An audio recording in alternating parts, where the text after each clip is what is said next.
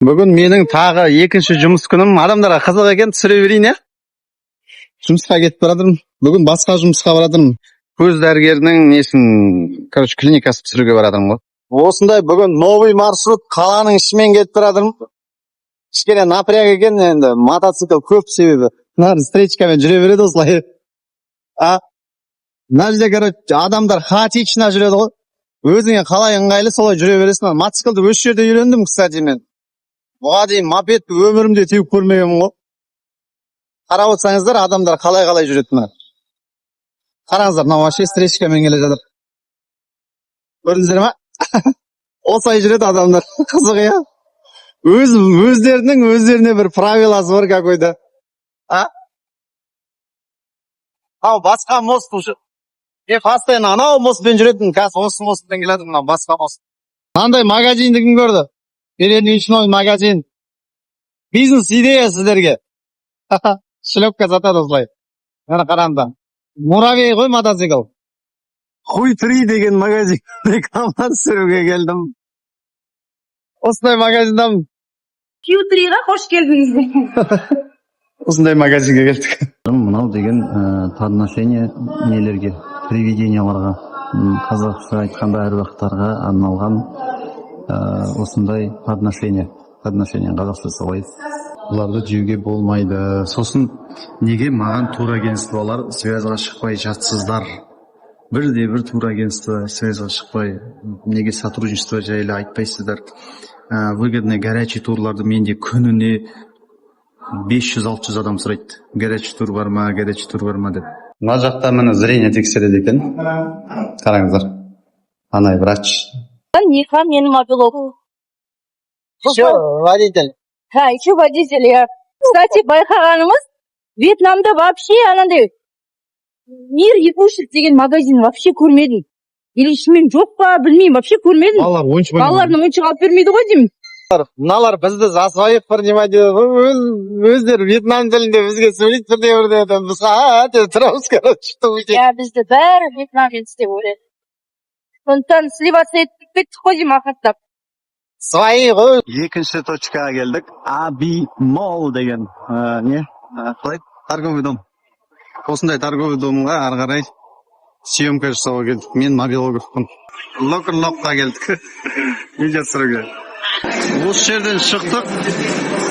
Базарға баратырық, чодам деген. Чодамға баратырмыз манго алуға, манго. Ертең мамалар жолға ашады, асылы Қазақстанға. Вот соған туған туыстарды түгендеп манго салып жүріп жатырмыз. Еще күшті очки алып алдық осындай.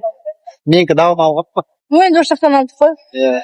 Осындай байыппен кетіп баратырмыз, анда-санда бір екі иістерді деп ескек қоямыз. Вьетнамның адамдар көрсететін жерлерінде. Анау базар екен ғой. Мынандай жерлерді көрсетсінші? Мынандай жерлері де бар. Шөп, арбуз екен. Иісі деген көшті енді. Осы жерлерде арзан шығар мен қане, Бәрі аналардан қарағанда. Ал нәркес подружкаларына келді.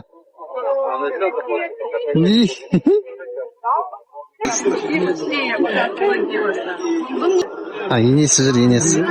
Хотели манго, мамалар Базардамыз, короче. Жемчуг аламын деушілеріңіз болса, біз жемчугті да сатамыз. Еш жоқ. Білмеймін, бірақ реально бұл жерде екі түрі бар, речной, морской. Қандай түрлерін алғыңыз келеді, сіздер өздеріңізден қыздар біледі ғой, жемчугті. Бұны өзі мен жемчуг деген оказывается қыздар жақсы көреді екен ғой.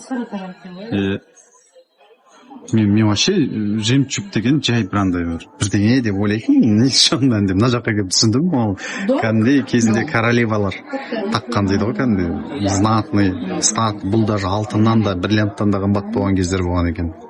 Қараңыздар. Осындай әдемі жемчугтар. 5-6 точкасы бар кісі бұл. Қарамандар, миллионерша. Ең басында асыршы. Наркес деген мынандай перламутровый. Не алайын деп жатыр деп қойым да. Өзім емес, маған тәте заказ беріп жатыр. Мен қызықпайды екем. Мен алтынға қызығам. Мынандай жемчугтар тапсырыс беріп жатыр. Подарок алып жатыр. Подарок? Подарок, да? Қазақстан сәлем де. Синчао. Сәлем. Маған сыйлық берді. Жаным менің, жаным. Окей. Базарды жауып, бүгінгі жұмысымызды аяқтап кетіп бара жатырмыз. Осындай формат видео сіздерге ұнай ма? Комментарийға жаза кетіңіздер. Чодамды бір көрсетіп қой. Чодан базары. Қазір бұйырса, массажға барам. Мен массажға жоқ қойдым. Осындай жұмыстан кейін массажға барып, демалам. Жұмыс істеп, отдыхать етем де, жұмыс істеп демаламыз. Жұмысты да, демалуды да мұқта көрсіз. Бүгінгі жұмыс күннен кейін кішкене демалып жатыр. Басты жуып, Вьетнамға келгенде басымды өзім жуып жүрген жоқпын вообще. Понимаете, ме? Қалай кетесің Вьетнамнан одан кейін енді?